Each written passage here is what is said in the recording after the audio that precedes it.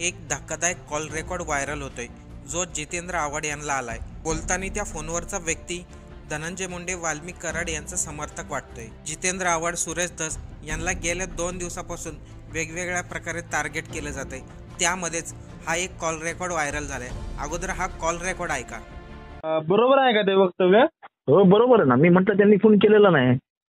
धनंजय मुंडे यांचा काय संबंध आहे त्याच्यामध्ये? मी कुठं बोललो? मी त्यांनी सांगितलं ना त्यांनी फोन केलेला नाही। त्यांनी फोन केलेला आणि त्या आमच्या वाल्मिक कराडाचा तरी काय संबंध आहे त्याच्यात? त्यांच्या खंडणीचा गुन्हा दाखल आहे ना। हो संत वाल्मिकी आहे तो। हो वाल्मिकी संतच आहेत आमच्यासाठी। हो फक्त 307 गुन्हा दाखल आहे त्याच्यावर त्या आंधळेच्या मर्डर मधला बबन गीतेच्या त्याच्यात अरेस्ट झालेला नाही। बस तेवढंच कायदेशीर प्रॉब्लेम आहे। त्यांच्यावरती मस्तजोगचा सरपंचाचा खून झाला त्यांचा आणि त्यांचा काय संबंध आहे? ना त्यांचा आणि साठेचा पण संबंध नाही, त्यांचा आणि गुलेचा पण संबंध नाही, त्यांचा आणि त्या खंडणीचा पण संबंध नाही, त्यांचा आणि त्या शिंदे नावाच्या अधिकाऱ्याचा फोनचा पण संबंध नाही।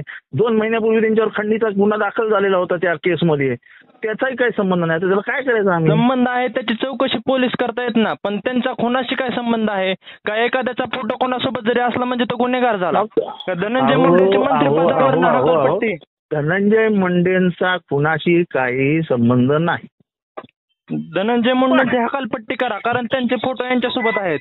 मग असं कुठं असतं का? मग धनंजय मुंडे माझं आणि यांचे जिव्हाळ्याचे संबंध आहेत। हा मग जिव्हाळ्याचा वाल्मिकांनाचा संबंध त्या याच्यामध्ये येतो का कुठे खुनाबद्दल? वाल्मिकांना संत आहे असं आम्ही महाराष्ट्राला समजवतो की वाल्मिकांना सारखा संत माणूस नाही। संत माणूस तर नाहीच, कुठे शोधूनही सापडणार नाही। नाही ते आम्हाला शोधायचं पण नाही, पण वाल्मिकांना मध्ये आम्हाला संत दिसायला लागला आता। हो संत वाल्मिकी, त्याच्यानंतर संत वाल्मिक कराड आणि धनंजय मुंडे यांना मंत्रिपद भेटलंय तर बाकी काय होतंय? तुमचं काम तुम्ही करा, आमचं काम आम्ही करतोय। हॅलो, मग एखाद्या जर आमच्या समाजातला आपल्या मोठा नेता होत असेल तर त्याला खाली आपणच ओढायचं का? हो बरोबर आहे। ते तुम्ही तुमच्या नेत्याला पण समजवा की दुसऱ्याच्या मतदारसंघात जाऊन त्याची टिंगलटवाळी करायची नसते।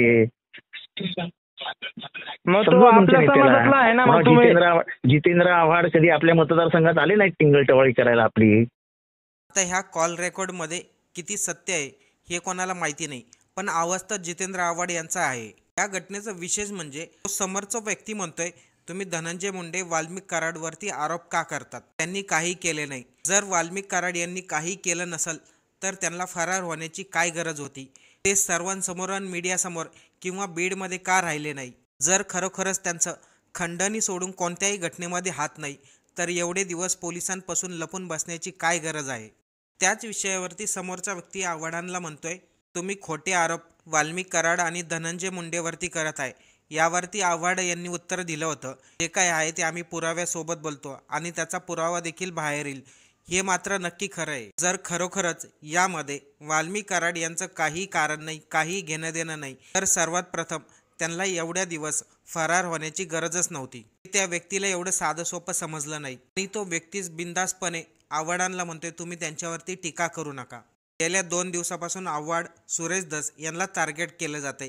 संदीप क्षीरसागर यांना देखील वेगळ्या कारणावरून टार्गेट केलं जाऊ शकतं, कारण की सुरेश धस यांनी 2 दिवसा अगोदर बोलताना म्हटले प्राजक्ता ताई परळीमध्ये येतात वाटतंय। त्यावरती प्राजक्ता माळी यांनी प्रेस कॉन्फरन्स घेतली आणि त्यामध्ये सुरेश धस यांना माफी मागायला लावली, परंतु सुरेश धस म्हटले मी कोणतीही चुकी केली नाही त्याबद्दल माफी मागायला। तर आज दुसरीकडे जितेंद्र आव्हाड यांच्यावरती रुपाली ठोंबरे यांचं एक पोस्ट व्हायरल केलंय। त्या पोस्टमध्ये रुपाली ठोंबरे म्हणतात जितेंद्र आव्हाड यांनी पैसे देऊन आंदोलन करणाऱ्या लोकांना बोलवलंय। जितेंद्र आव्हाडांनी त्यांना उत्तर दिलं व्हॉट्सअपवरती केलेला हा चॅटचा स्क्रीनशॉट माझाच हे सिद्ध करून दाखवा, आमदारकी पदाचा राजीनामा देईल आणि जर हे सिद्ध झालं नाही तर रुपाली ठोंबरे यांनी माझी माफी मागावी। सरपंच संतोष देशमुख यांना न्याय मिळवण्यासाठी हे आमदार लढतायत आणि आता त्यांनाच घेरलं जातंय।